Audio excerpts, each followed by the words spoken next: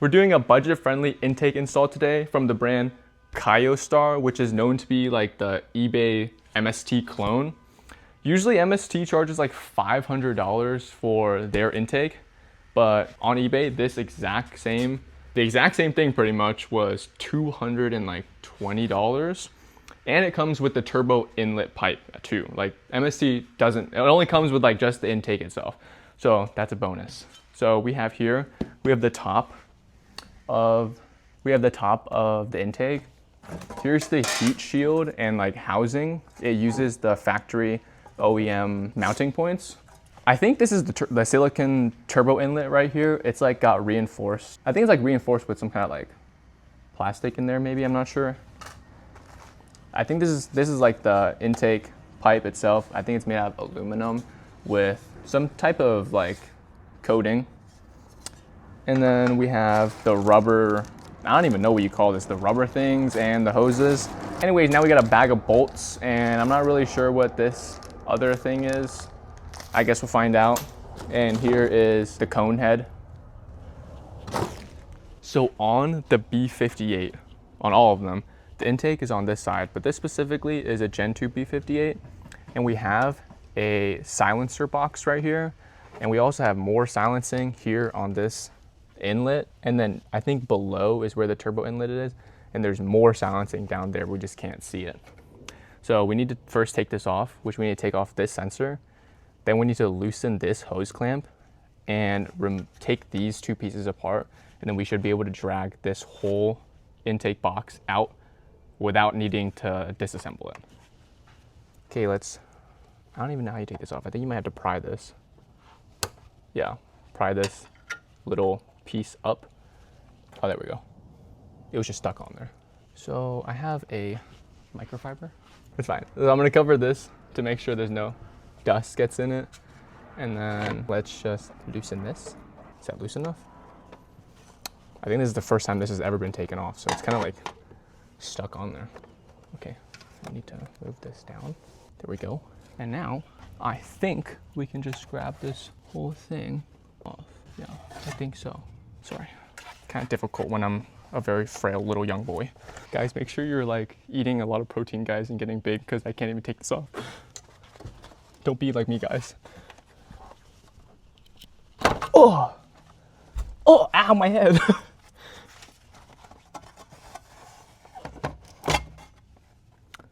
Okay, there we go. Take a look under this. Make sure not to lose this stuff, guys. Right here is gonna be like a little grommet, like this rubber grommet needs to be here. And the other one is actually down here on this like cold air intake right here. Actually, we need to take these off and put them back where they came from. So we need to put this one back here. Yep, right there. And this, I think this was straight. So it needs to go sideways, back down in here. Okay, let me put this down. This needs to go right here, so this gets held down. But I think it might be a challenge for this to come right down. This piece doesn't look that big. Which way did this go in? Was it like that? Or was it like this?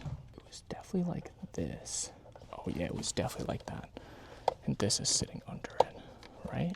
It's the only way I can assume this will go in. We need to pull this. Pretty sure this goes beneath this. Like right there.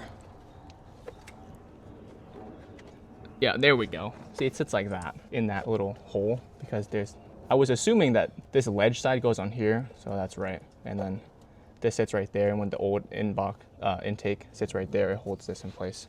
So now we need to take this off. Okay, see down here? This right here? Okay, this is another factory hose clamp that will not be reusable, and you just pry this off. So you need to stick a smaller flathead in here and then pry it up. Like this part right here should come up, then you can take it off.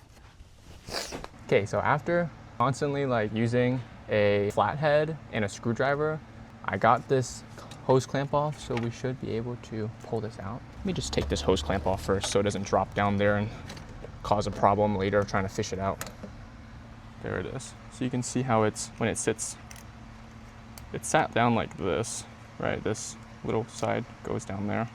and it sat down flush. You're gonna have to stick a screwdriver in here to pry it up a little bit, and then you can fit, unless you have a smaller like flathead than I do, then you can stick this in here and then lift it up that way, and then keep lifting it up till you get to the end, like that. Trash. Now, I think we should be able to get this hose up.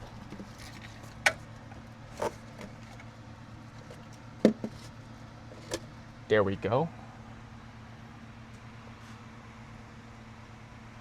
Is that oil?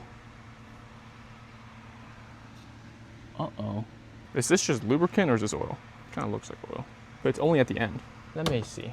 Oh, it's clean on the other end, like on this inlet. I think it's just lubricant. Oh, my head, again. I think it's just lubricant. Now we need to take this off. This is about to be a fucking bitch to get off. Fuck. On the new intake, this goes in this way, I think. Yeah, and this hose connects to this. Oh, this about to be a fucking bitch, bro. Fuck. Okay, so here is this hose right here connects to this end, right? And then this is where the small end of the turbo inlet needs to go into. However, we had a problem taking it off, and the problem is, if you take a look at this, there's oil in the turbo inlet. And if you look here, you can see how, like, you see that there's literally oil. Now watch. I'll literally wipe it with this rag, a clean side of this rag. Tell me if this is normal, guys. Tell me if this is normal, because I've heard a few people say they took this off and there is oil. Some people are saying use like an oil catch can as well. Maybe that's something I'll have to consider. Hopefully this is normal and like my car isn't about to blow up. If it does blow up, please blow up soon. Still under warranty.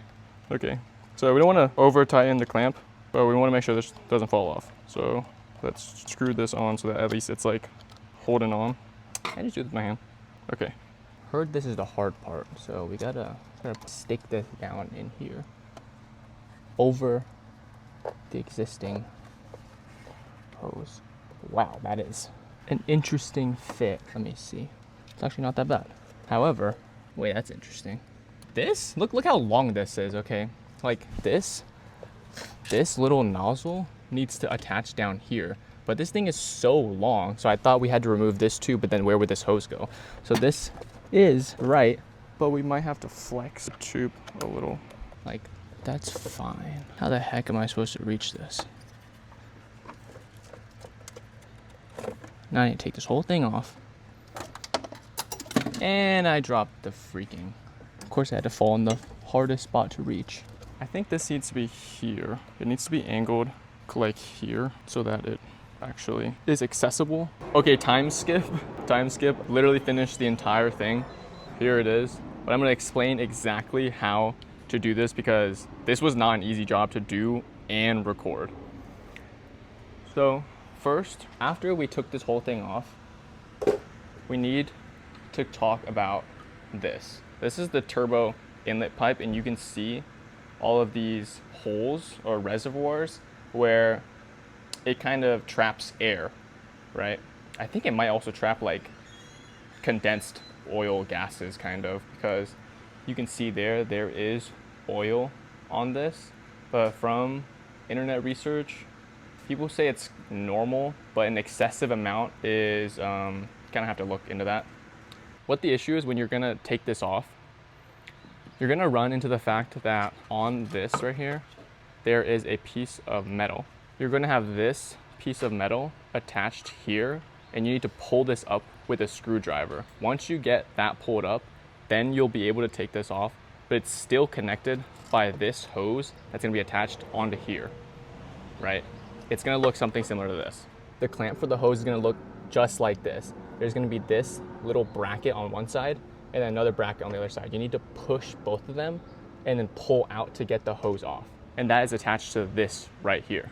Similarly, on the other side of it, you're gonna see a piece, you're gonna see a wire that's held on by a clamp right here. You just need to pry it back with a screwdriver and pull it off.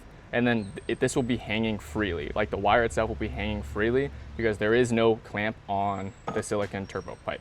Now, here is the issue that I ran across. When you were installing the silicone pipes, all right, imagine this was back on the little turbo housing. The silicone pipe is actually longer than this by about maybe this much. It's gonna be about this much longer. You need to put the silicone hose over where this was. So if this, imagine my fingers are the pipe. You're gonna put the pipe on and it's gonna sit right here, right? You need to push it even further so it sits over where the original metal wire was. So it has to go all the way on top and it's gonna bulge out here more than it's gonna be here. Then clamp it with the hose clamp right here. And I'll try to get a close-up look. So you can see down there, I had to push the silicone hose all the way in and then clamp it down.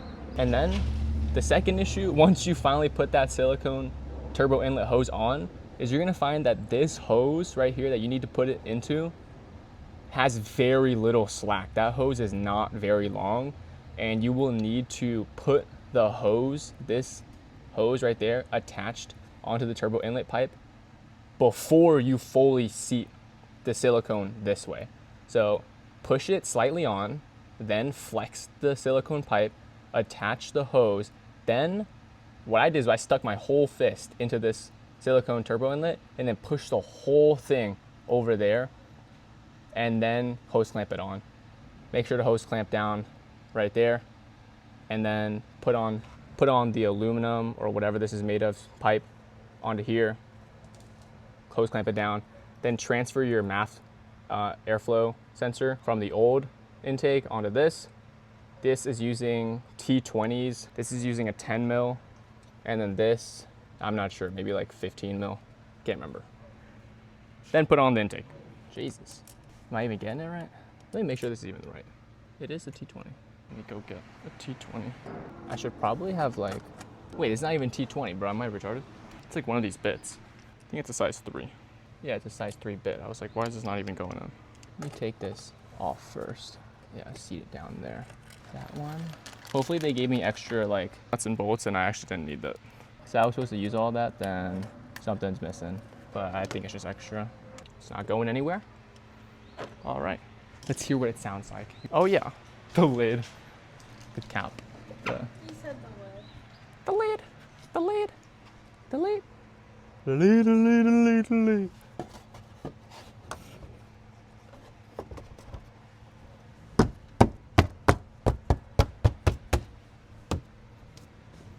Perfect. Okay.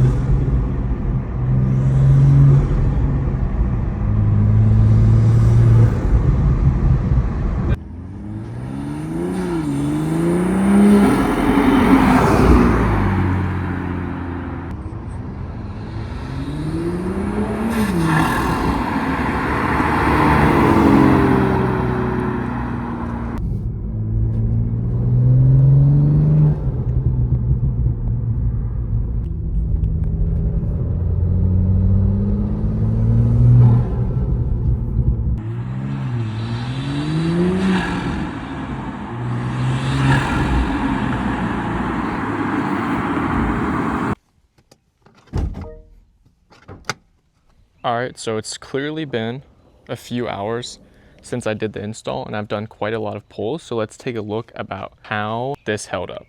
So right off the bat, not really noticing anything. I'm looking on this side. It's pretty warm in here still. It's actually kind of hot.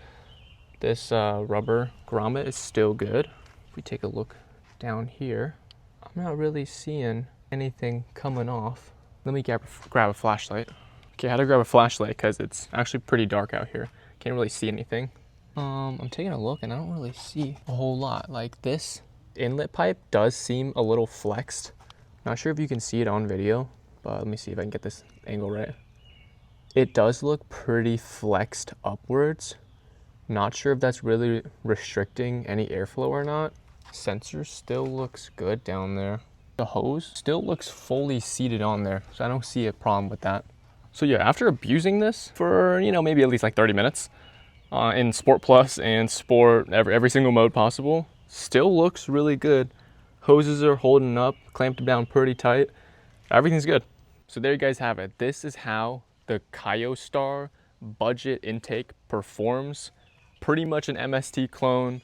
You guys are paying like $500 for the same thing from MST, or you're gonna buy like a Dynon carbon intake. It's also $500. But I will agree, the carbon intake looks much better than this. But for $200, you can't beat this. Like the performance, well, I can't even say performance. The sounds this makes for $200 is honestly worth it. I think next I want to get aluminum billet caps here and here, because I have had an issue before where I was low on coolant, and when I took this off, there was coolant, like dried coolant all along this cap.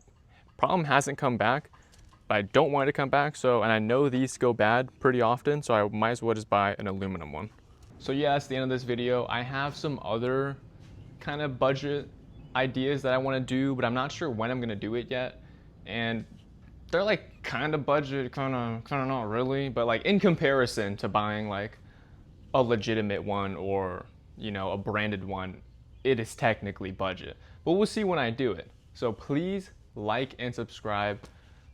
I would appreciate it so much. Like, you know, it kind of helps me motivated to keep doing these videos, because sometimes I just get the parts and I kind of just want to install them. Like this intake, I waited like a week to install it just to make this video. Like I could have installed it way before.